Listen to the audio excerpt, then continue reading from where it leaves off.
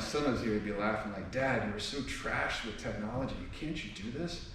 Okay, this will be better. I'm a midfielder for the San Diego Loyal. I'm super bummed I couldn't be there today to work with you guys, but we are super excited here at Soccer Resilience to be working with you all.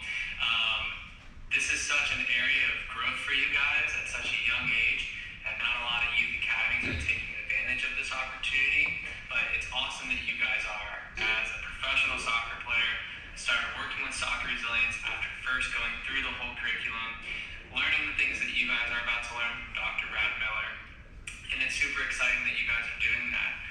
Hopefully down the road, I'll be able to see some of you guys in person. Maybe you'll come catch me at a game when we play Orange County. But like I said, we're super excited to be working with you guys. Can't wait for you to dive into the academy, sort of learn what we're doing.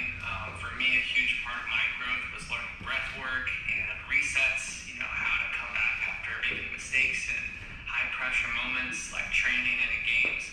And overall, the work that we'll do now with you guys is to make you not only better soccer players, but better people. So I'm really excited for you guys. Like I said, my name is Morgan Hackworth, and hopefully I'll see you guys soon. All right, so that's Morgan. So Morgan, guys, when I first met Morgan, he actually didn't really do much on the mental side. And he was like a full-year pro already, right? So I was like, how are you a pro without doing it? So that's some things he did. So Michelle Bettis also sent a thing here, so it won't come up. But so the pros, you're going to see them in our online academy, which we're going to get to. So if Morgan's suggesting like, hey, this is kind of good, let's kind of dive into stuff. If we're going to learn how to make our mind work, we've got to figure out how it actually works in the first place.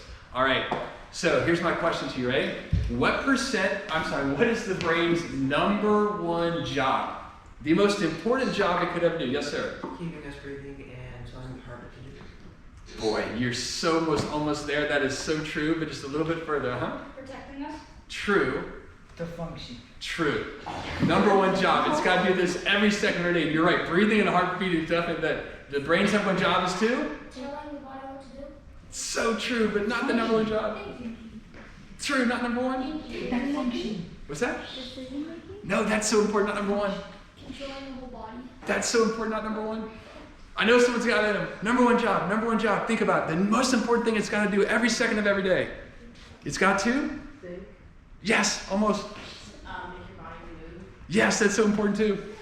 Keep you alive? Yes, keep you alive. We got it. Well done. What's your name, my friend? I literally said that. What's that? What's that? Troy. Way to go, Troy. Thank you. The brain's #1 job is to keep you alive, right? If your brain is not good at keeping you alive, so if your brain's not good at keeping you alive, guys, right? It doesn't matter if you're good at like center back, goalie, forward, dance, skating, whatever, you're not going to enjoy it, right? So brain's got to keep you alive. So how does the brain do that? Has this awesome alarm system where it is able to detect danger in the past, present, and future and like sniff it out, right? Even as we're talking, I know it sounds kind of weird, you know what your brain does? Your brain watches this whole room and goes, okay, are we cool? Are we cool? We good? You guys have been here so many times, your brain's already surveyed everything, goes, yeah, we're all good. I've never been here before, so my brain, when I walk in here, my brain's like, whoa, dude, it's like, everything okay?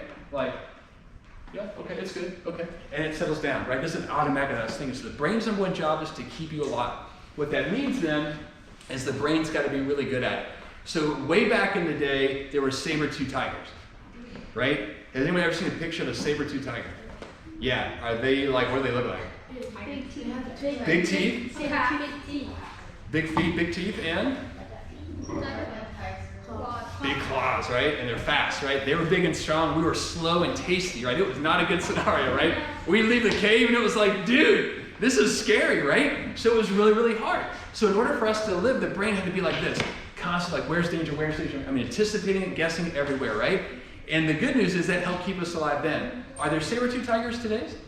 No! So that's awesome, right? We're like, sweet, we upgraded, no saber-tooth tigers, but our brain is still wired the same way. What that means, your brain is wired to go negative way more than go positive, because that's how it keeps us alive, okay? So how negative is the brain? The average person, the average day, what percentage of our daily thoughts are negative? What do you think it is? 60? 40? 70? Uh-huh. Uh-huh. Both of you? 80? 90. Okay. It depends if you're talking about the subconscious or the conscious Ooh, deep answer. I like it. The subconscious would be probably mostly negative, but conscious would be mostly positive. Okay, that's a really cool answer. I like that. We're gonna go with conscious. Okay? And so, okay, other thoughts? 75, okay. 45? 45, okay, I like the answers. And so, what is your name, please? Because you had the correct answer. Uh-huh. Haven? Hey, Haven, great job. You got it correct. 80%. So 80% of our daily thoughts are negative. And here's why this is important. That means the average person, the average day, 4 to 1. For every one positive thought your brain will put in your head, it's hardwired to put 4 negative thoughts in your head. If you're going to go out and play a 4-on-1 scrimmage, how many of you want to go 1 against 4? What if I said you can get $100, it's you versus 4 people? Are you feeling like I'm going to win that money? Yes. What if they're equally as good as you? Probably not. Probably not, right? So our brain is hardwired to go negative, right? And why this is so important, I really want you to put this is really important.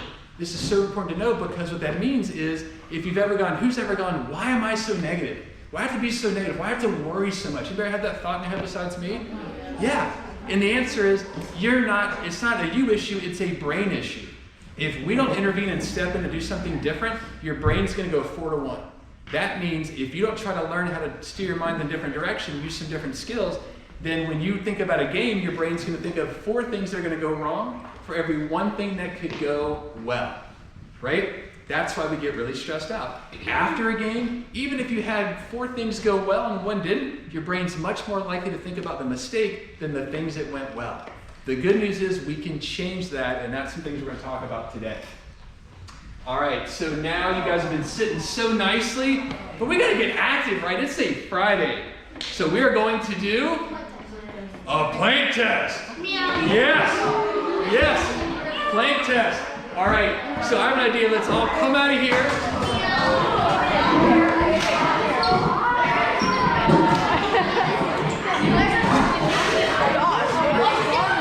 I was going to say 100.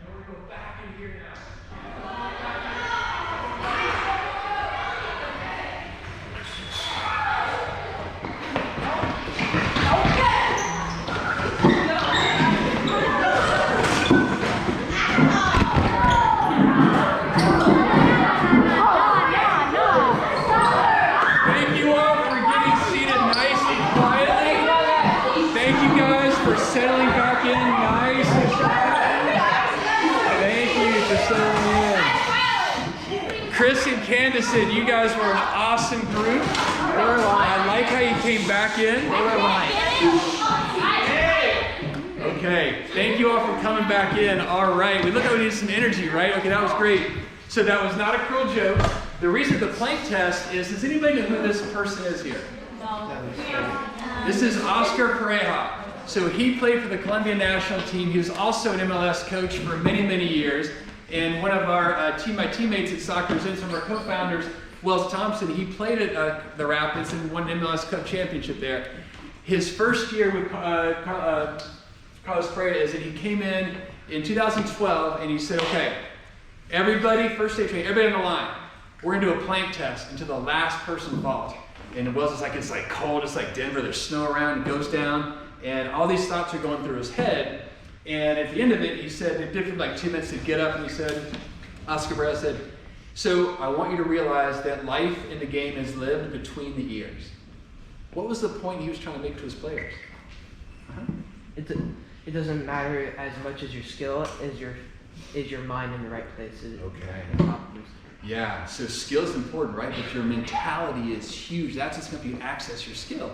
So that's what the plank test for you. So what we want to find out is, because part of becoming in our mental game is just to become more self-aware. If we can notice our negative thoughts, right? Remember, our brain's going to go how negative? 80%. So we want to start noticing those negative thoughts so we can catch them and go, whoa, whoa, whoa. And then we can think something more accurate and helpful, right? But we've got to notice them first. So what were some unhelpful thoughts that all of you had when we first started the plank? Because we know our brain puts them in everybody's mind, right? Who wants to be brave and share? What was some unhelpful thoughts that went in your head? Like turf. Yeah. Like this doesn't feel good. Great. Okay, what else?